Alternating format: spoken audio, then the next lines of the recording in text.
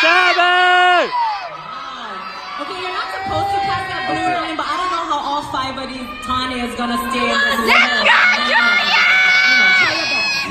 Yeah, boy! Judges ready? Get it, Seven! Oh, come on.